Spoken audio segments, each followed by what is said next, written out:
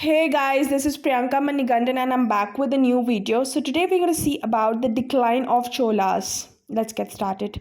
The Cholas were one of the three powerful dynasties that ruled the Tamil country during its early history. They were known for their valor and patronage of Tamil language and were referred to as the Movenda in the Sangam literature.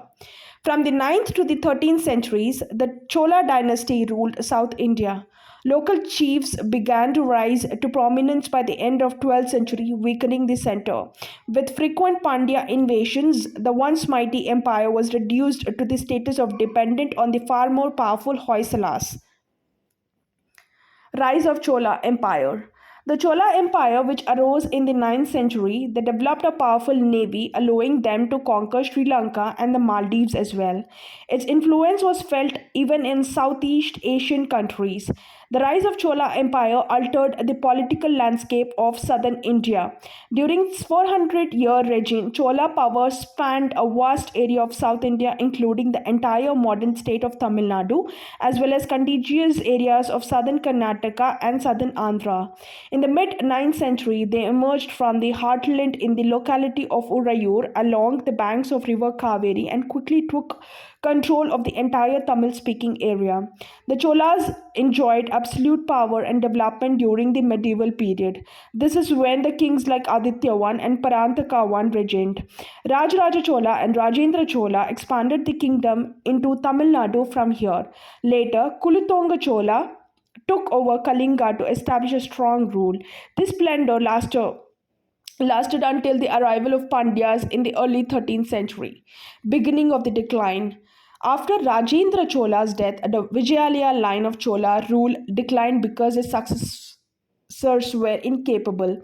Following the death of Aditya Rajendra, Eastern Chalukya ruler Rajendra Chalukya seized the Chola Empire and established the Chalukya Chola dynasty as Kulutonga I. Kulutunga lost control of the Chola territories in Ceylon and the Pandya territory fell out of Chola hands. Kanchipuram was conquered by the Telugu Cholas.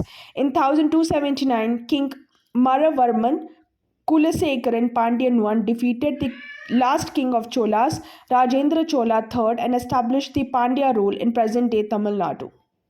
End of the Chola Empire. Vikrama Chola, Kulutonga I's son, restored Chola power by reconquering Vengi and seizing control of portion of Gangavadi. His regime was relatively peaceful for his subjects despite floods and famines in the South Arcot. The Hoysala expansion gradually took control of the Chola power.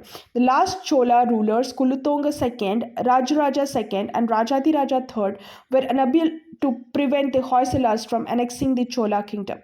The Chola's grip on the Pandyan kingdom had already weakened. The Pallava chief declared independence around 1243. The Kakatiyas and Hoysalas partitioned the Chola empire's territory among themselves and the Chola Empire ceased to exist for good.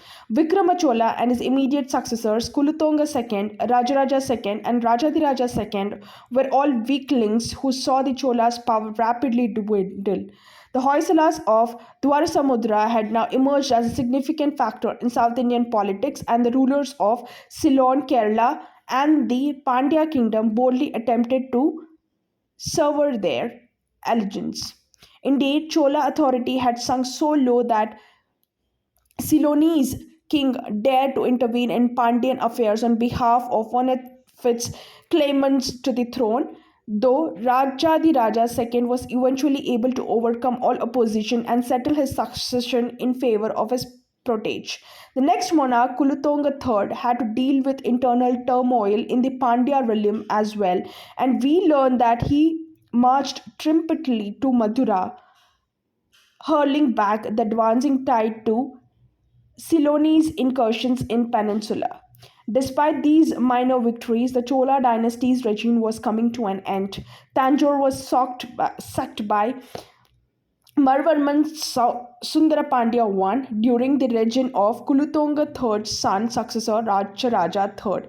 Rajaraja III was reduced to such dire straits that he had to appeal to Veerabalala II or Narsimha II Hoysala to come to his aid and rescue him from captivity. Around this time, another Pallava chieftain named Kopirijinga rose to prominence in Mangalam, and he too is said to have taken Raja Raja III prisoner. The Hoysala prince intervened once more, and after defeating Kopirinjiga, he released Raj Raja III.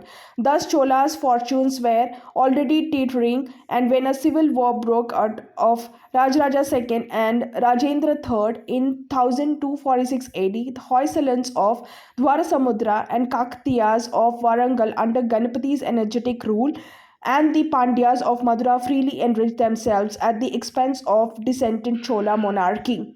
It was indeed during the reign of Rajendra III, who ruled jointly with his rival Rajaraja III from 1246 AD to 1252 and then independently until 1267 AD.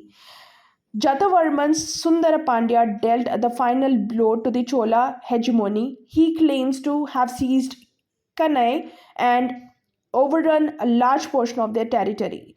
Rajendra III was unable to halt the rot, and by 1267 AD, due to internal strife and the rise of Pandyas over feudatory powers, the empire had disintegrated completely and the Cholas had faded into obscurity. Reason for decline of Cholas. One of the reasons for the decline of Cholas was lack of resources. They were unable to regain the previous position that had brought them so many victories in the past due to lack of resources. Dishonesty and infiltration of armed forces in the empire's final days was one of the causes of inefficiency that led to the empire's demise. Corruption was a major factor in dynasty's demise.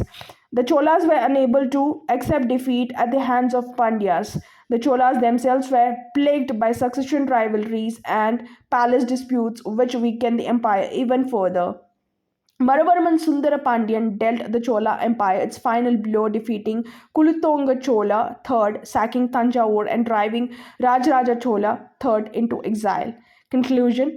From the 9th to the 13th centuries, the Chola dynasty ruled over South India. Jatavarman Sundara Pandyan I, the Pandyan ruler, sacked Gangaikonda Cholapuram, the Chola capital, in 1264. With Kanchipuram already lost to the Telugu Cholas, the remaining Chola territories fell into the hands of Pandyan king.